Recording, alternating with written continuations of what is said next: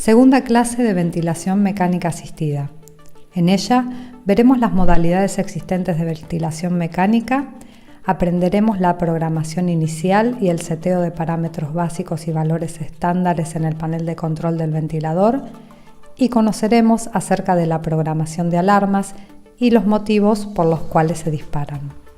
De acuerdo a las necesidades específicas del paciente, la ventilación mecánica puede ser invasiva o no invasiva.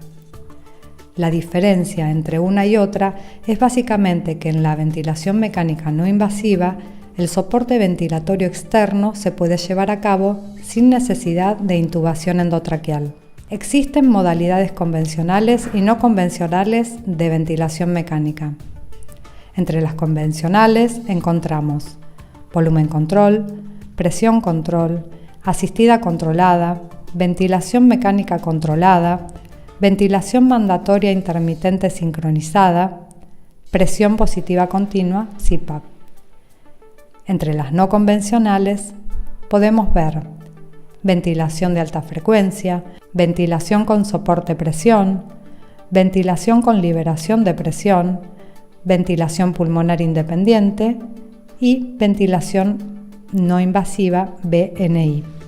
Nosotros seleccionaremos para estos pacientes el modo invasivo convencional de ventilación controlada por volumen. La ventilación controlada por volumen es el modo ventilatorio ideal para iniciar la ventilación mecánica por cuanto podemos evaluar rápidamente la mecánica ventilatoria del paciente y detectar problemas intercurrentes. Parámetros de programación inicial y programación de alarmas. Recordemos que el volumen tidal o corriente es el volumen total de aire necesario para que el paciente pueda realizar un adecuado intercambio gaseoso. Inicialmente vamos a colocar 450 mililitros hasta que el médico calcule el volumen exacto. Este cálculo lo realizará a través de las fórmulas de peso predicho o de peso ideal que se muestran en la diapositiva. Respecto a la programación de alarmas del volumen tidal, se relaciona con el resultado obtenido en el volumen minuto.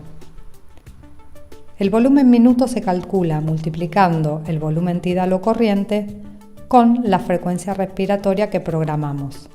Ahora bien, las alarmas máximas y mínimas se determinarán calculando el 20% por encima o por debajo del valor obtenido para el volumen minuto. Entonces, si el volumen tidal es de 450 mililitros y lo multiplicamos por la frecuencia respiratoria, que en este caso es de 15, obtendremos el resultado de volumen minuto de 6.3 mililitros de agua. Si a ese resultado le ponemos un 20% más o un 20% menos de su valor, obtendremos una alarma máxima de 7.56 mililitros de agua y una mínima de 5.25 mililitros de agua. Para la frecuencia respiratoria colocaremos un valor inicial de 15 repeticiones por minuto.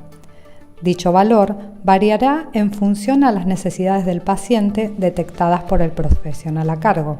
En este cuadro se muestran las frecuencias adecuadas correspondientes a cada grupo etario como guía para la programación.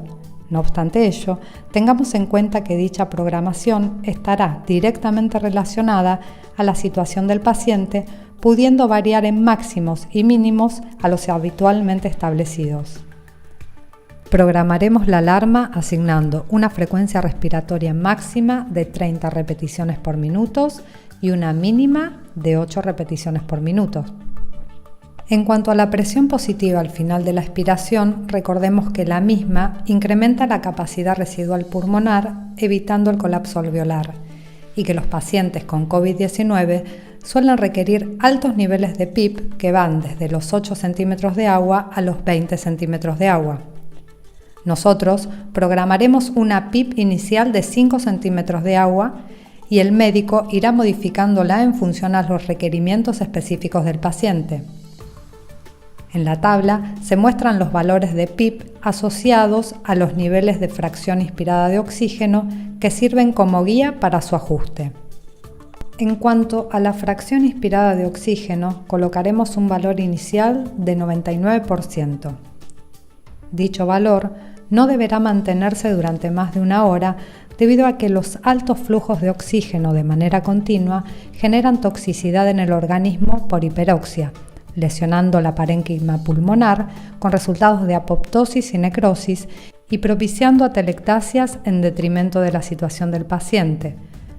Entonces, se deberá disminuir gradualmente el porcentaje de oxígeno hasta obtener aquel en el que el paciente se mantenga adecuadamente adaptado al ventilador y cuyos resultados de pH, presión arterial de oxígeno y de dióxido de carbono arrojen valores en rangos normales. La meta recomendada será que el paciente logre adaptarse a la ventilación mecánica utilizando valores de oxígenos inferiores al 50%. Respecto a la presión pico inspiratoria o PIC, aclaramos que este parámetro no lo programamos con un valor inicial, sino que es el resultado que nos devuelve el paciente tras efectuar el resto de la programación del ventilador. Si el paciente está bien adaptado al ventilador, nos devolverá valores que oscilarán entre 10 y 20 centímetros de agua. Si por alguna razón la PIC se eleva, debemos detectar la causa y subsanarla. Si bien no podemos programar parámetros de inicio, ya que como explicamos dichos parámetros son los que nos devuelve el sistema y que maneja el paciente, sí podemos y debemos programar sus alarmas máximas y mínimas, que serán de entre 30 a 35 centímetros de agua de máxima y 5 centímetros de agua como presión mínima. La relación tiempo inspiratorio y tiempo expiratorio será seteada por el médico tratante. Normalmente es de 1 tiempo inspiratorio y 2 tiempos expiratorios contados en segundos. La presión plató o meseta se muestra a través de las curvas gráficas del monitor y está relacionada a la pausa al final de la inspiración del paciente. Esta presión debe ser siempre menor o igual a 30 centímetros de agua. Su elevación disparará la presión pico y alerta problemas relacionados a la reducción del volumen pulmonar o a la distensibilidad toracopulmonar. Estos problemas pueden ser restrictivos a causa de neumotórax, atelectasia, edema pulmonar o intubación selectiva, que es cuando el tubo endotraqueal ingresa a la rama bronquial derecha, o bien pueden ser obstructivos a causa de patologías pulmonares, tales como síndrome de dificultad respiratoria aguda o neumonías. Trigger es un mecanismo del ventilador que detecta el esfuerzo respiratorio del paciente, calibrando un nivel de sensibilidad para que sea detectado. Cuando el trigger se dispara, indica que el paciente intenta iniciar una inspiración. Normalmente se programa una sensibilidad de entre 0,5 y 1,5 centímetros de agua. Si el trigger no está bien ajustado o no capta los intentos inspiratorios del paciente, el resultado será un paciente mal adaptado a la ventilación mecánica, debido a que el ritmo respiratorio del paciente y el seteado en el respirador serían asincrónicos. Esto se puede deber, por ejemplo, a que el volumen que le seteamos esté mal calculado o sea insuficiente, entonces el paciente intenta incrementar dicho volumen dada la capacidad relacionada a su compliance.